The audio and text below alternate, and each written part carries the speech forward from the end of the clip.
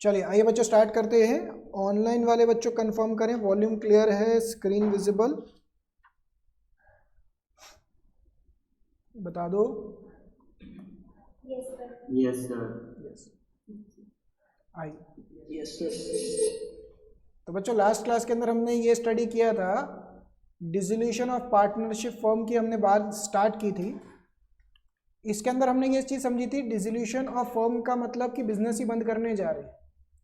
तो यहाँ पे कितने अकाउंट बनते थे? 5। एक होता था रियलाइजेशन, एक था लोन बाय पार्टनर, एक loan to partner, partners capital account, cash या बैंक अकाउंट। तो 5 तरीके के अकाउंट आपके लेजर के बनते थे, जिसमें से हमने कौन सा अकाउंट शुरुआत किया था? लेजर का, सॉरी रियलाइजेशन का अकाउंट शुरुआत किया था।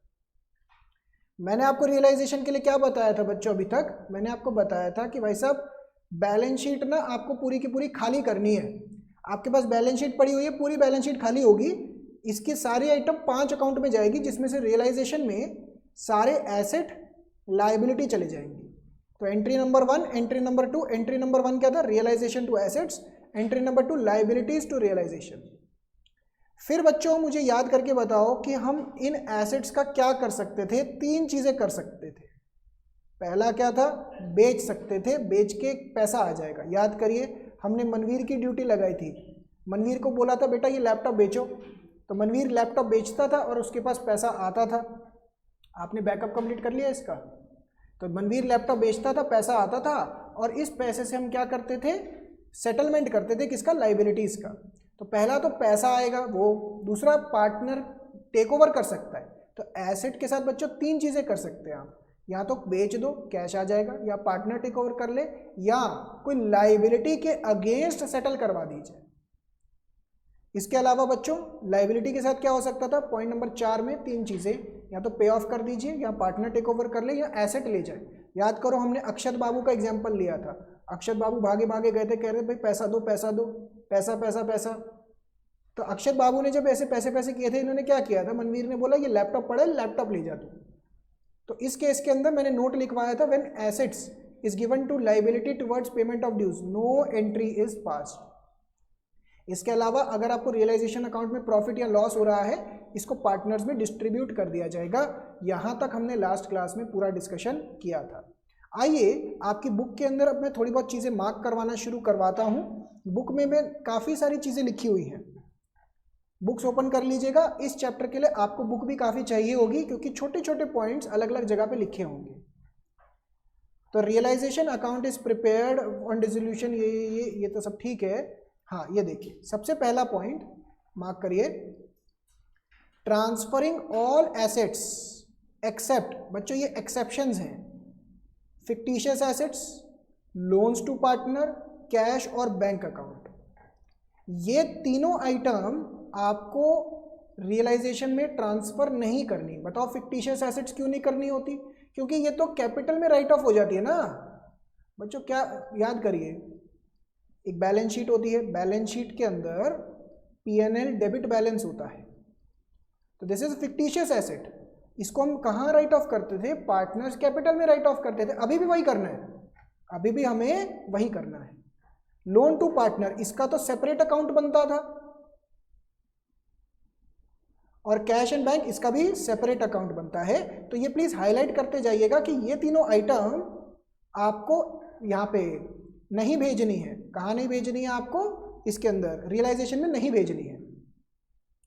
तो इन तीनों आइटम को नहीं भेजना। Fictitious assets being losses are transfer to the debit of capital, ये तो समझ में आता ही है, लोन का अलग से account. Next, transferring all liabilities, सारी लाइबिलिटी भेजनी है exception loan by partner and partners capital. बच्चों क्यों? क्योंकि इनका क्या बनता है? सेपरेट अकाउंट बनता है, सेपरेट अकाउंट बनता है। Amount realised on sale of asset is to be credited to the account, ये तो समझ में आ गया। हमने मनवीर की ड्यूटी लगा रखी थी। मनवीर को क्या बोला था? बेटा आपका काम यही है।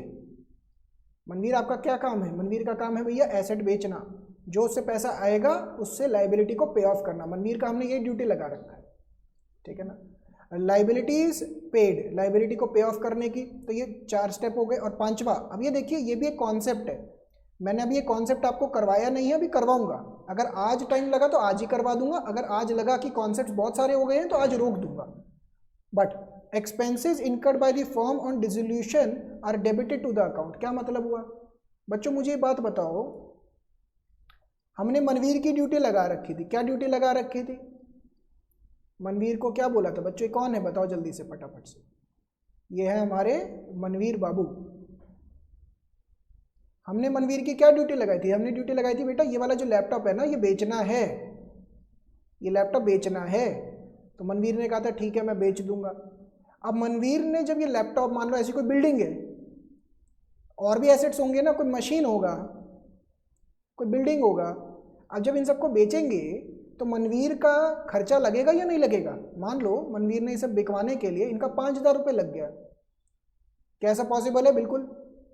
तो मनवीर क्या ये मनवीर अपनी जेब से भरेगा? बताओ मनवीर, क्या आप ये खर्चा अपनी जेब से भरोगे क्या? नो नहीं।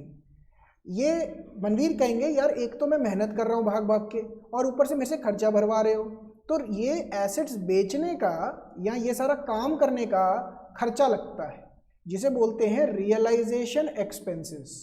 ये अपने आप में एक कॉन्सेप्ट है, इसके ऊपर अलग अलग केस बनते हैं, ये मैं आपको धीरे धीरे करवाऊंगा।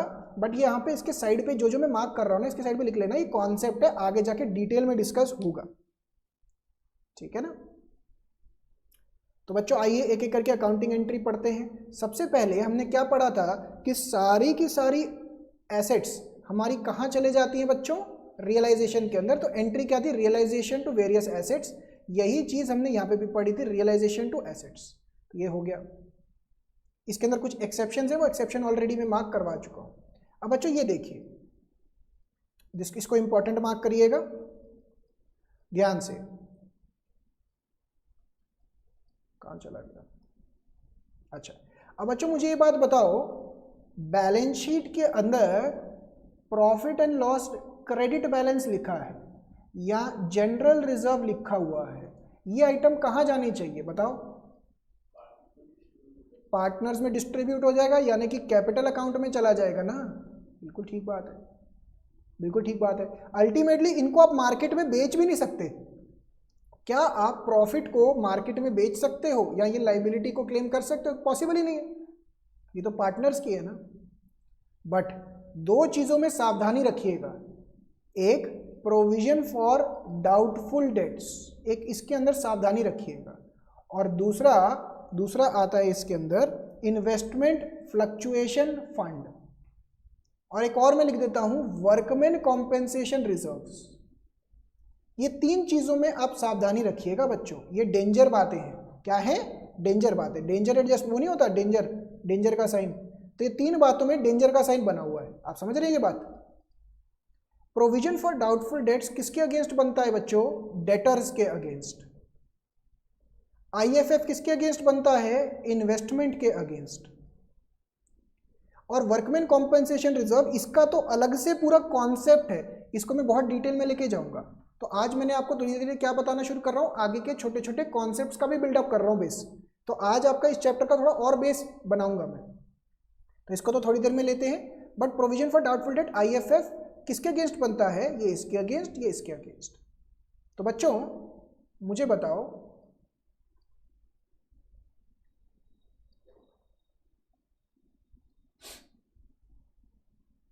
Balance sheet, realisation, debtor, provision for doubtful debts, investment, IFF। मुझे बताइए डेटर और इन्वेस्टमेंट कहाँ जाता है बच्चों? रियलाइजेशन के अंदर। क्यों? क्योंकि ये एसेट्स हैं, तो ये इधर चले जाती हैं। ये बात तो समझ में आ गई हमें, क्योंकि ये एसेट्स हैं भैया, तो इसी वजह से ये यहाँ पे जाएंगे। ये बात तो समझ में आ गई भैया। बट अब अगली बात क्या आती है? अगली बात ये आती है, ये दोनों जो हैं क्या ये लाइबिलिटी हैं बच्चों? क्या ये लाइबिलिटी हैं? नहीं, ये लाइबिलिटी नहीं है। बट फिर भी ये याद रखिएगा कि ये दोनों रियलाइजेशन में जाएंगी। प्रोविजन फॉर डाउटफुल डेट और IFF दोनों कहाँ जाएंगी? रियलाइजेशन अकाउंट में जाएंगी। यही नई बात है जो समझानी है मुझे। तो आइए इसको मार्क करते हैं। प्रोविजंस और रिजर्व्स अगेंस्ट एसेट, ये है कॉन्सेप्ट का नाम। प्रोविजंस और रिजर्व्स अगेंस्ट एसेट्स, ऐसी कोई एसेट जिसके अगेंस्ट कोई रिजर्व बना रखा हो, जैसे आईएफएफ हो गया एग्जाम्पल, या कोई प्रोविजन बना रखा हो जैसे provision for doubtful debts. Mark करिएगा बच्चों, ये वेरी इंपॉर्टेंट है adjustment. When an asset is transfer to realisation account, its corresponding provision और reserve existing in the liability side of balance sheet is also transfer to realisation account. इसके दो example तो यहाँ पे गिवन है, एक IFF का और एक इसका, एक डेटर का और प्रोविजन का। बट ऐसे और भी एग्जाम्पल हो सकते हैं, for example machine and provision for depreciation, machine and provision for depreciation, ये भी तो सेम बात हो गई ना। तो ऐसे और भी एग्जाम्पल हो सकते हैं, बट मेजरली आपके पेपर में आपको ये दो एग्जाम्पल ही दिखेंगे। अदरवाइज आईएफ, इसके अलावा रिजर्व्स वगैरह आपकी लाइबिलिटी नहीं होती, तो उसको आपको बैलेंस शीट में नहीं भेजना होता। कहाँ भेजना होता है? कैपिटल अकाउंट में। इसके दो ही एक्सेप्शन दिखेंगे आपको ज़्यादातर। क्या ये समझ में आया? ये स्पेशल एडजस्टमेंट कह लीजिए। तो इसको आपने बुक में मार्क कर लिया है, ये इंपॉर्टेंट है पॉइंट। नेक्स्ट बच्चों, फिक्टिशियस एसेट्स का क्या करते थे हम? जो पीएनएल डेबिट बैलेंस है या दिस, अल्टीमेटली इसको किस में राइट ऑफ करते थे? पार्टनर्स के अंदर, पहले भी और अभी भी। क्या ये नई बात बोली कुछ? नहीं, सिंपल बात है। अच्छा, इसको अभी थोड़ी देर के लिए पेंडिंग करिए, मैं धीरे धीरे लेकर आऊँगा इसको। ये पेंडिंग में जाएगा, ये भी पेंडिंग में डालते हैं अभी धीरे धीरे। सारी बातें एक ही लेक्चर में कर दूंगा ना, कुछ नहीं समझ में आएगा। जो जो बातें समझ में आ रही हैं उतना एब्जॉर्ब करते जाइए, काफ़ी है। Next, closing of liabilities. बच्चों क्या सारी लाइबिलिटी जाती है? नहीं, दो एक्सेप्शन थे। क्या क्या बच्चों? Loan by partner and capital accounts. ये आपका रियलाइजेशन में नहीं जाएगा। क्या समझ में आता है बात? ये समझ में आती है बात? हाँ, अब ये इसको भी एक नोट मार्क करिए, ये सही है एकदम पॉइंट। अब लाइबिलिटीज का मतलब क्या होता है? Liabilities to outsiders means liabilities which the firm has to pay not to the partner but to outsiders. क्या मतलब हुआ बच्चों? समझिए आराम आराम से। बैलेंस शीट बच्चों, लाइबिलिटी के बारे में हमने क्या सीखा है कि लाइबिलिटी कहाँ जाएगा? रियलाइजेशन अकाउंट के अंदर। यही बात चल रही है। अब ये कॉन्सेप्ट ना डिफाइन करना चाह रहा है कि व्हाट इज लाइबिलिटी, क्या चीज आपकी रियलाइजेशन में जाएगी। ऑनलाइन वाले बच्चों कोई डाउट्स हो तो प्लीज पूछते जाइएगा। आज मैं बहुत आराम से थ्योरी कवर करवा रहा हूं ताकि कहीं पे भी गैप ना पड़े। ये बहुत जरूरी कॉन्सेप्ट चल रहे हैं। तो लाइबिलिटी का मतलब आउटसाइड लाइबिलिटी, मतलब बच्चा कह रहा है सर आउटसाइड का मतलब। अब मान लीजिए किसी पार्टनर ने फर्म को लोन दिया है, लोन बाय पार्टनर है, तो ये भी तो लाइबिलिटी है ना। बट ये चीज रियलाइजेशन में नहीं जाती। क्यों? क्योंकि ये आउटसाइड लाइबिलिटी नहीं है, ये पार्टनर की लाइबिलिटी है, हेंस ये रियलाइजेशन में नहीं जाती है। क्या ये समझ में आ रहा है? अच्छा, अब मान लीजिए इस फर्म के पार्टनर हैं, बताओ कौन? मनवीर। अब अगर मनवीर ने लोन दे रखा है, जैसे यहाँ पे बैलेंस शीट में लिखा हुआ है loan by mister Manveer. Mister Manveer कौन है? पार्टनर है। तो क्या इनका लोन लाइबिलिटी माना जाएगा? बोलो हाँ या ना। नहीं, इनका लोन लाइबिलिटी नहीं माना जाएगा। बट अगर यहाँ पे लिखा हो लोन बाय मिसेज मनवीर, मतलब अभी तो मनवीर छोटे हैं, बट जब अगर मान लीजिए एग्जाम्पल के तौर पे शादी हो जाए और उनकी वाइफ ने लोन दिया, तो क्या इसको आउटसाइड लाइबिलिटी मानेंगे? यस, सिर्फ पार्टनर की लाइबिलिटी इनसाइड लाइबिलिटी है, वरना उसके जो रिलेटिव्स हैं अदरवाइज हैं उसको आउटसाइड लाइबिलिटी ही ट्रीट किया जाएगा। आइए मार्क करिए, liabilities to outsiders means liability that the firm has to pay not to the partner Manveer but to outsider, that is other than partner such as creditor, bill payable, bank OD, employers provident fund. Very important, loan to partner's spouse, Manveer की wife को अगर उन्होंने loan दिया है तो उसको outsider की तरह ट्रीट किया जाएगा। क्या समझ में आती है बात? यही चीज दोबारा से रिपीट कर रखी है, आइए पढ़िए मेरे साथ साथ। Liabilities to outsider party do not include accumulated profit, क्योंकि ये कहाँ चला जाता है बच्चों, ये तो पार्टनर के कैपिटल में डिस्ट्रीब्यूट हो जाता है। Loan by partner to the firm are not transfer to realisation account, क्योंकि इसका तो सेपरेट अकाउंट बनता है। Liabilities dues to the partner are also not liabilities to outsider and are not transfer to realisation. जैसे capital account, current account, इनका अलग account बनेगा। तो क्या ये वाला नोट समझ में आया? यहाँ पे ये हाईलाइट कर लीजिएगा, लोन ऑफ पार्टनर स्पाउस, ये बड़ा जरूरी पॉइंट है, ये आपको फंसाएगा एग्जामिनर इस पे। क्या यहां तक समझ में आ रहा है? ये कॉन्सेप्ट हो गया बच्चों अपने आप में, जैसे मैंने बोला था ना, ये कॉन्सेप्ट है, इसके साइड पे लिख ले, कॉन्सेप्ट है छोटा सा, ये भी करवाऊंगा मैं। अच्छा, उसके अलावा बच्चों ये पॉइंट्स मैंने ऑलरेडी आपको लास्ट क्लास में लिखवा दिए थे, बट टिक कर लीजिए।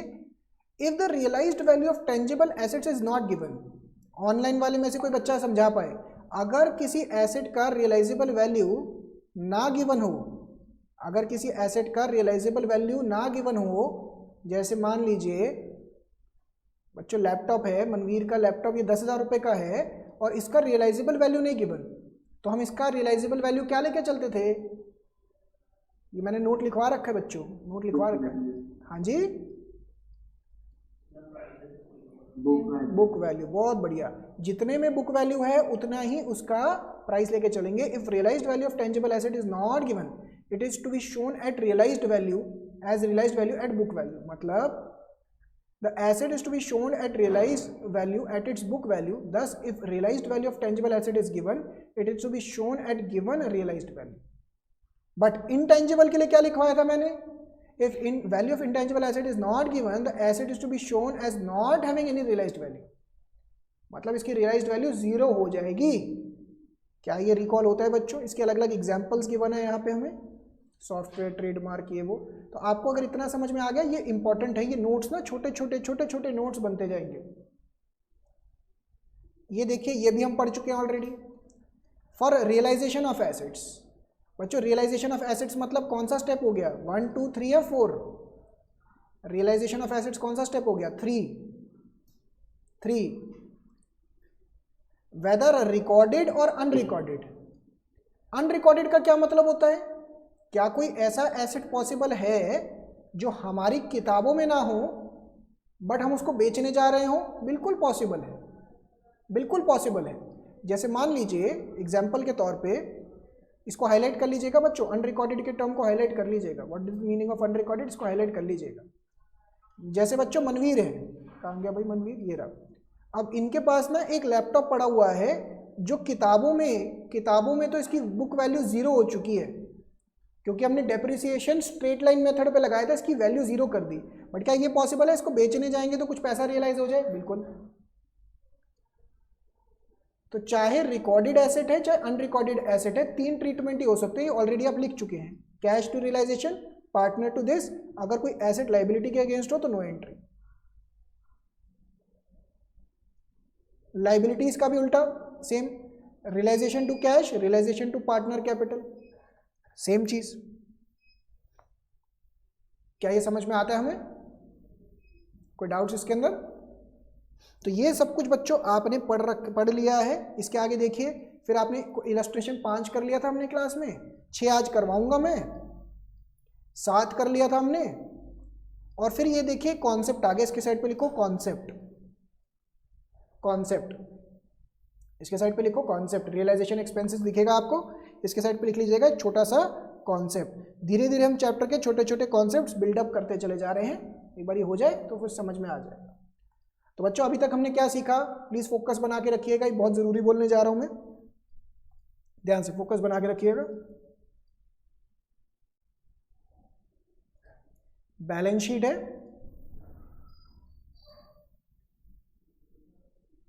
रियलाइजेशन है, ऐसे और भी अकाउंट बनते हैं बिल्कुल। यहाँ पे आ गया कैपिटल, यहाँ पे आ गया P&L क्रेडिट बैलेंस, यहाँ पे उसके अलावा 3 danger adjustments, provision for doubtful debt और investment fluctuation fund, workman compensation reserve, danger. फिर आ रही है लाइबिलिटीज, आउटसाइड लाइबिलिटीज, ठीक है ना। फिर आ रहा है पार्टनर का लोन, फिर एडजस्टमेंट हमने क्या पढ़ा, पार्टनर के स्पाउस का लोन, स्पाउस मतलब वाइफ या फीमेल के केस में हस्बैंड। फिर हमने यहाँ पे क्या पढ़ा, एसेट्स, एसेट्स में भी की पॉइंट्स क्या थे, लोन टू पार्टनर, ठीक है ना। और क्या पॉइंट थे, फिक्टिशियस एसेट्स। और क्या पॉइंट था बच्चों, एक और था ना, कैश बैंक। तो बाय डिफॉल्ट हमने क्या पढ़ा था बच्चों, ध्यान से रिकॉल करिएगा, मुझे ये बात बताइए, क्या कैपिटल रियलाइजेशन में जाएगा, नो, कैपिटल का तो अलग से अकाउंट बनेगा।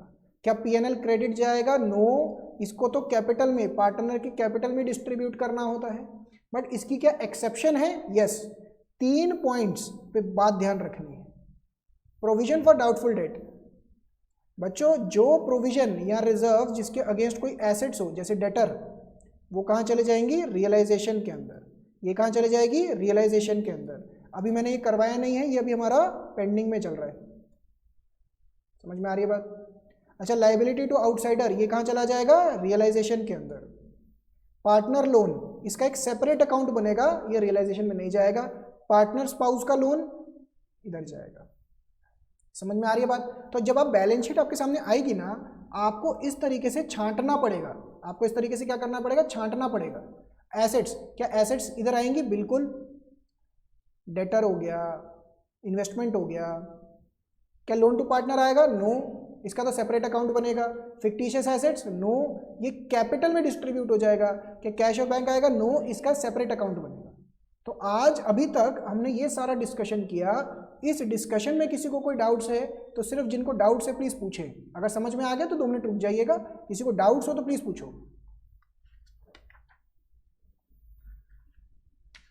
चलिए, इसका मतलब बच्चों बोलो, इस चुप्पी को मैं हाँ समझूं फिर। बच्चे कह रहे हैं हाँ जी सर, यस। अरे कौन बच्चा है, आस्था। चलो आइए, रियलाइजेशन एक्सपेंस में 2 मिनट में कराता हूँ। आइए एक छोटा सा क्वेश्चन करें, क्योंकि काफ़ी टाइम से थ्योरी चल रहा है। इलस्ट्रेशन नंबर 6, मेरी बुक के हिसाब से इलस्ट्रेशन 6 है, तो लिखो इलस्ट्रेशन नंबर 6।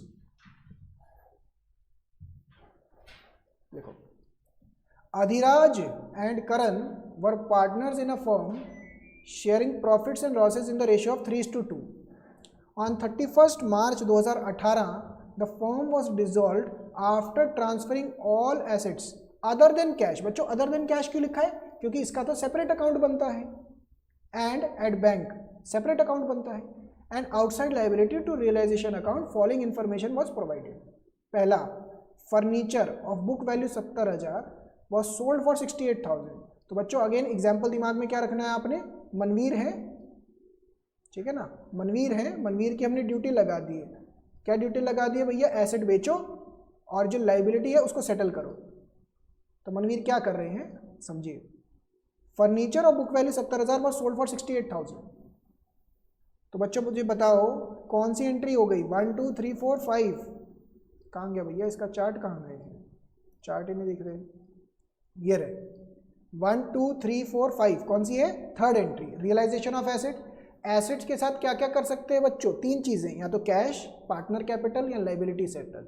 तो क्या बोल रहे हैं, हमें क्या मिल गया है, कैश मिल गया है 68,000। तो एंट्री लिखिए बच्चों साथ साथ में, cash account debit to realisation, कितना रुपया हो गया, साथ साथ लिखो बच्चों 68,000। और कह रहे हैं ऑक्शनर्स कमीशन वॉज 2,000, तो अल्टीमेटली हमें मिला कितना होगा, 66,000। तो मनवीर कह रहे भैया ऑक्शन किया तो ऑक्शनर ने 2,000 की तो अपनी खुद की कमीशन ले लिया, मेरी क्या गलती उसमें, तो आया तो 66,000 ही ना। 1 मिनट होल्ड करिएगा बच्चों।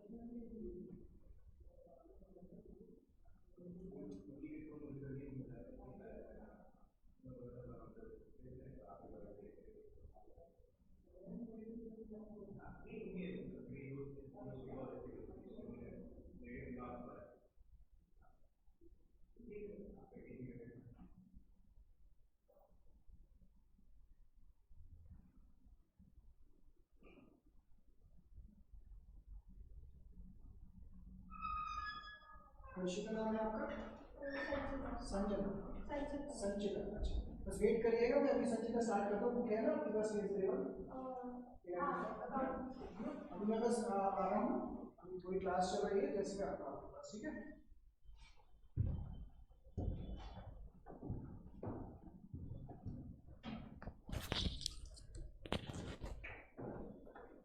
All right.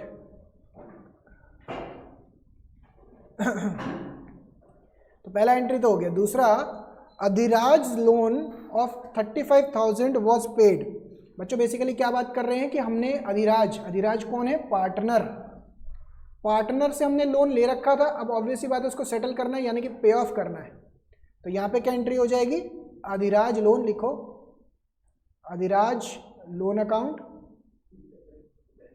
टू बैंक या cash 35,000 rupees.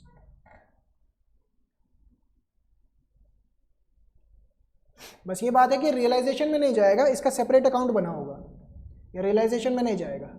Next, out of stock of 80,000 current took 50% stock at a discount of 20%। क्या बोल रहे हैं? ऑनलाइन वाले बच्चों कहीं पे कोई डाउट्स हो तो प्लीज पूछते जाइएगा साथ साथ। अब यहाँ पे ये बात कर रहे हैं कि भैया एक रियलाइजेशन अकाउंट बना हुआ है, मनवीर को हमने कितना स्टॉक पकड़ा दिया बच्चों? मनवीर को हमने बोला ये रहा बेटा 80,000 का स्टॉक कितने का पड़ा हुआ है मनवीर? 80,000 का। अब मनवीर इनके साथ तीन ऑप्शन कर सकते हैं, या तो इसको बेच सकते हैं, या पार्टनर टेक ओवर कर लेगा, या लाइबिलिटी सेटल हो जाएगी। तो मनवीर से हमने पूछा इसका क्या क्या हुआ, तो मनवीर ने बोला करण जो कि एक पार्टनर है टुक 50% of the stock at a discount of 20%। यानी कि मनवीर ने बोला कि सर इस 80,000 के ना दो टुकड़े हो गए, 40,000 40,000। तो ये 40,000 जो है वो करंट टेक ओवर कर गया। तो एंट्री क्या बनी? लिखो करंट कैपिटल टू रियलाइजेशन। अब ये 40,000 का जो स्टॉक टेक ओवर किया ना इन्होंने, 40,000 का जो स्टॉक टेक ओवर किया ना एट 20% डिस्काउंट किया, यानी कि इसमें से माइनस कर देंगे 20% विच इज 8,000, दैट इज 32,000। बैठो 32,000। Next, while the remaining stock, remaining कितना बचा बच्चों हमारे पास? 40,000, 40,000 बचा, was sold at a profit of 30% on cost. ये कुछ ऐसा नहीं लग रहा कि हमने करा सा लग रहा है, लास्ट क्लास में किया था ये वाला हमने? नहीं, इससे मिलता जुलता किया था, ये वाला तो नहीं किया था ना लास्ट क्लास में हमने? नहीं। Was sold at a profit of 30% on cost, मतलब बैंक अकाउंट या cash account debit to realisation. बाकी बचा हुआ 40,000 हमने प्रॉफिट पे बेचा, प्रॉफिट पे मतलब कितना? 30% on cost.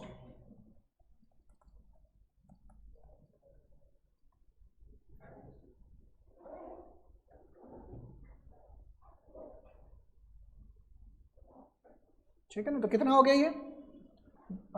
30%, that is 12,000, 52,000 rupees. 52,000 rupees. क्या समझ में आता है हमें? इसके अंदर कोई doubts?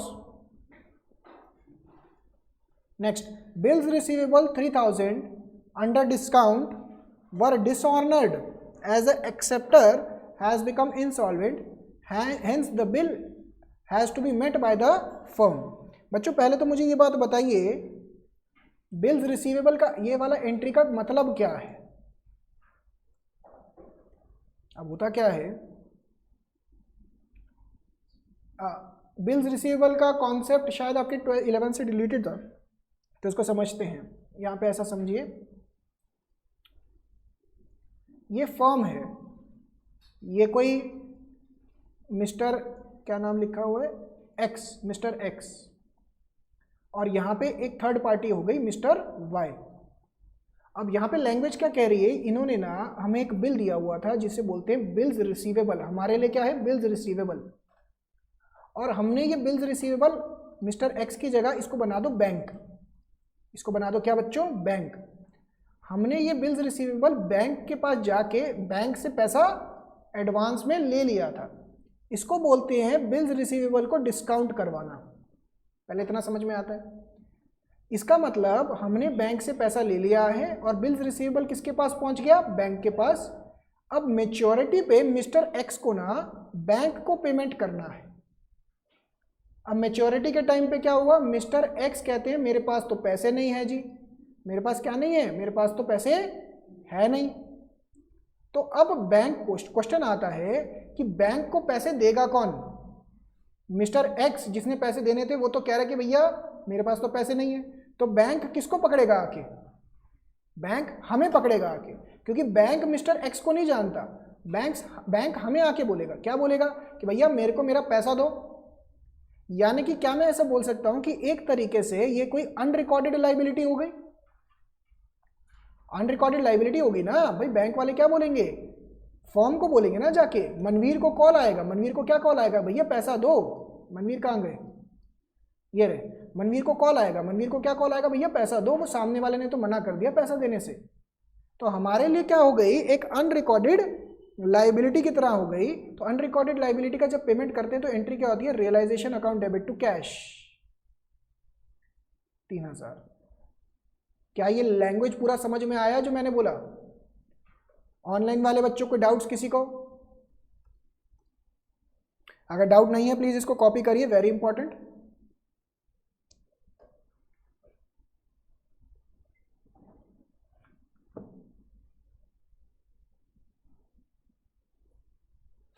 Next, PNL account showed in the debit balance. बच्चों मुझे बताओ, पीएनएल क्या हम रियलाइजेशन में लेके जाते हैं? पीएनएल नहीं, कहाँ लेके जाते हैं, पार्टनर के पास। अब क्वेश्चन ये है कि पीएनएल डेबिट बैलेंस है क्या, प्रॉफिट है या लॉस? ऑनलाइन वाले बच्चों बताओ फटाफट से, प्रॉफिट है या लॉस? डेबिट बैलेंस क्या होता है, प्रॉफिट या लॉस? लॉस। ये बच्चे ने बोला तो सही, बट आवाज बड़ी कम आई, किसने बोला? अच्छा, आस्था मैडम ने बोला, बिल्कुल सही, लॉस होता है। तो लॉस को जब राइट ऑफ करते हैं तो क्या एंट्री आती है, लिखो बच्चों, लिखो, शाबाश। Adhiraj capital Karan capital to PNL account. कितना बैलेंस है बच्चों, 56,000। किस रेशियो में राइट ऑफ हो जाएगा, 3:2। तो कितना हो गया ये,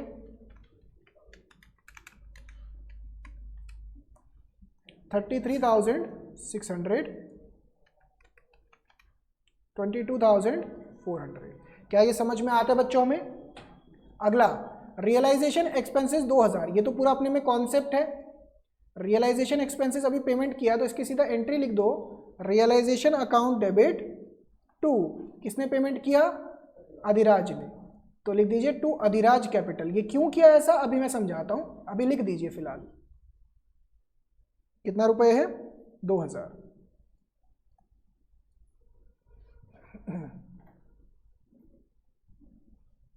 शरना, लास्ट क्लास के क्वेश्चन रिपीट करो।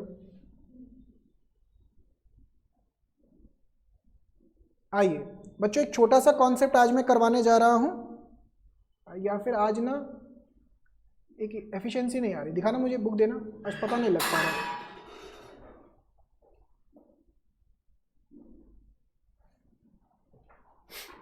मैं आज आपको ना कुछ अनसॉल्व क्वेश्चंस देता हूँ। लास्ट क्लास में कौन कौन से क्वेश्चंस किए थे हमने?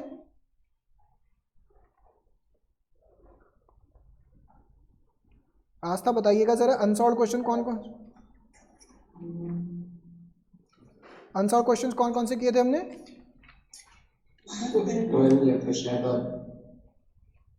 क्या कह रहे हैं?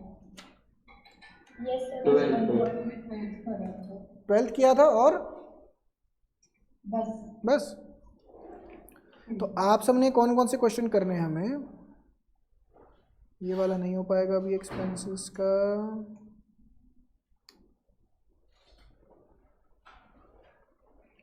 लोन लोन लोन लोन,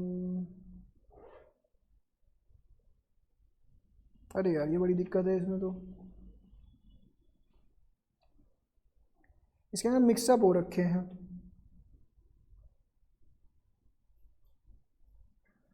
नहीं रोकिए इसको, फिर अभी आप, ये भी होने पाएंगे आपसे। इसके अंदर देखूं मैं ज़रा,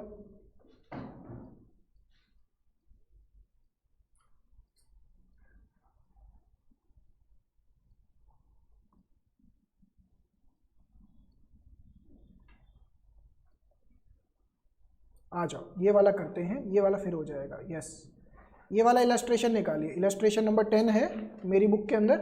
ये वाला देखते हैं आपको कितना समझ में आ रहा है। ये वाला निकालिए, ये वाला आपसे हैंडल हो जाएगा आज। इलस्ट्रेशन 10 है मेरी बुक में। आप देखो आपकी बुक्स में कौन सा है, आस्था बताइए। हाँ 11 हो गया ना, ठीक है। Shanti and Satya were partners in a firm sharing profits in the ratio of 4:1. On 31st March 2023, their balance sheet was as follows. तो बच्चों आप सबको एक एक करके दिमाग लगाना है कि क्या स्पेशल एडजस्टमेंट है, कौन सी चीज़ कहाँ जाएगी, रियलाइजेशन में कौन सी जाएगी, क्योंकि अल्टीमेटली इसमें क्या बोला है, रियलाइजेशन अकाउंट बनाना है। आराम आराम से क्वेश्चन बताइए, क्या क्रेडिटर्स रियलाइजेशन में जाता है? यस। वर्कमैन कॉम्पेंसेशन फंड, आप ना इसको अभी पेंडिंग में डाल दीजिएगा, आप इसको पेंडिंग में डाल दीजिएगा। इसकी लाइबिलिटी तो नहीं है कोई, नहीं, तो इसको इग्नोर कर दीजिए फिलहाल के लिए। ये मैंने अभी समझाया नहीं है, ये कॉन्सेप्ट है अपने आप में, ठीक है ना, अपने आप में एक कॉन्सेप्ट है पूरा, मैंने अभी समझाया नहीं है। अच्छा, सत्या का करंट अकाउंट, बच्चों बताइए, current account is equivalent to capital account, तो ये कहाँ जाएगा? कैपिटल अकाउंट में। कैपिटल अकाउंट तो कैपिटल में जाएगा। नेक्स्ट, बैंक का सेपरेट अकाउंट बनेगा। डेटर कहाँ जाएगा? रियलाइजेशन के अंदर। स्टॉक कहाँ जाएगा? रियलाइजेशन के अंदर। गुडविल कहाँ जाएगा? रियलाइजेशन के अंदर, क्योंकि इंटेंजिबल एसेट है। फर्नीचर कहाँ जाएगा? रियलाइजेशन के अंदर। मशीनरी कहाँ जाएगा? रियलाइजेशन के अंदर। शांति करंट अकाउंट कहाँ जाएगा? कैपिटल के अंदर, क्योंकि कैपिटल का नेगेटिव बैलेंस है। तो ध्यान से देखिए, सबसे पहले आपसे भी क्या करेंगे, realisation, debtor, stock, goodwill, furniture, machine, ये सब चला गया, ठीक है ना, ये सारी आइटम चली गई। ये नहीं जाएगी, ये नहीं जाएगी, ये नहीं जाएगा, ये नहीं जाएगा, ये नहीं, और यहाँ से क्रेडिटर चला गया ये सब। तो स्टेप 1 और 2 समझ में आता है। अब स्टेप नंबर 3 और 4 क्या था? पहले एसेट से पैसा लो, तो एक एक करके देखते। शांति टुक 40% of the stock at 10% less it's book value, मतलब अब ध्यान से देखो, स्टॉक कितना है? 85,000, तो 85,000 का 40%, पहले तो ये कितना हुआ? 34,000, यानी कि शांति 34,000 minus 10% of the book value 30,600 rupees, और रिमेनिंग मतलब 85,000 minus 34,000 which is 51,000 was sold for 40,000। तो बच्चों ध्यान से, स्टॉक की बात कर रहे हैं। स्टॉक जो है ना, शांति ले गई 30,600 का, और बाकी बैंक में आ गया 40,000 रुपये। ये समझ में आ रहा है? नेक्स्ट, फर्नीचर रियलाइज्ड 80,000, तो फर्नीचर से कहाँ गया? फर्नीचर से मुझे 80,000 रुपीज मिल गया। Next, unrecorded investment was sold for 20,000, तो बड़ी अच्छी बात है, तो 20,000 रुपये सीधा बैंक में आ गए। डेटर रियलाइज 55,000 रुपये, तो डेटर से कितना मिल गया बच्चों, 55,000 मिल गया। There was an outstanding bill for repairs, बच्चों एक अनरिकॉर्डेड व्हाट, अनरिकॉर्डेड लाइबिलिटी थी 19,000 की, जिसको मनवीर ने पे किया, तो 19,000 बैंक से चला गया, अनरिकॉर्डेड लाइबिलिटी। अब बच्चों ध्यान से ऑब्जर्व करो किन किन आइटम पे टिक नहीं लगा है। एक तो गुडविल पे टिक नहीं लगा, एक मशीनरी पे टिक नहीं लगा है, एक क्रेडिटर पे टिक नहीं लगा है। क्या ये दिख रहा है आप सबको? अब आराम से क्वेश्चन सुनिएगा। अगर मशीन का रियलाइजेबल वैल्यू नहीं गिवन तो हम कितना लेके चलते हैं, जितना उसका बुक वैल्यू है उतना ही उसका रियलाइजेबल वैल्यू। बोलो हाँ या ना, ये समझ में आया? ऑनलाइन वाले बच्चों अगले क्वेश्चन का आंसर दीजिए, ध्यान से दीजिएगा। अगर हमें गुडविल का, इंटेंजिबल एसेट का रियलाइजेबल वैल्यू नहीं गिवन तो कितना लेके चलेंगे? बोलो ऑनलाइन वाले बच्चों, 0। इसी वजह से देखिए यहाँ पे गुडविल लिखा ही नहीं है, बट इस पर टिक लग जाएगा कि हाँ भैया ये आइटम 0 वैल्यू है। अगर यहाँ पे लिखा होता ना कि गुडविल मान लो 1 लाख रुपए की गई है, तो यहाँ पे आता बाय बैंक गुडविल इतना। क्या ये वाला ट्रीटमेंट समझ में आया? अच्छा, क्रेडिटर का कुछ नहीं लिखा तो ऑब्वियसली बात है पूरा पेमेंट करना है उसको, 64,000 रुपीज। तो समझने वाला पॉइंट यहाँ पे गुडविल वाला आ रहा था। भैया ये पेपर में बहुत बारी बच्चा ना भूल जाता है, आपको ऐसे पेपर में कहीं पे टिक मार के समझना पड़ेगा कि क्या क्या आइटम हो गई है, क्या रह गई है। जैसे इस क्वेश्चन के अंदर 4 आइटम थी, 4 कितनी, 4 आइटम थी, 1 2 3 सॉरी 3 आइटम थी। तो आपको दिमाग फिगर आउट करना पड़ेगा पेपर में कि कौन सी आइटम रह गई है। तो जौन सी आइटम रह जाएगी उसको साइड पे ना डॉट वगैरह लगा लेना, और ध्यान रखना अगर इनटेंजिबल है तो नो रियलाइजेबल वैल्यू, अगर टेंजिबल है तो फुल रियलाइजेबल वैल्यू, अगर यहाँ पे लायबिलिटी रह गई है फुल पेमेंट करेंगे, और जो लॉस निकल के आएगा इसको प्रॉफिट शेयरिंग रेशियो में बांट के डिस्ट्रीब्यूट कर दिया जाएगा। ये देखिए यहाँ पे नोट भी लिखा है, if realised value of tangible asset is not given it is realised at book value that is 70,000। If realised value of intangible asset is not given it is nil, goodwill is not realised. क्या ये समझ में आया पूरा question?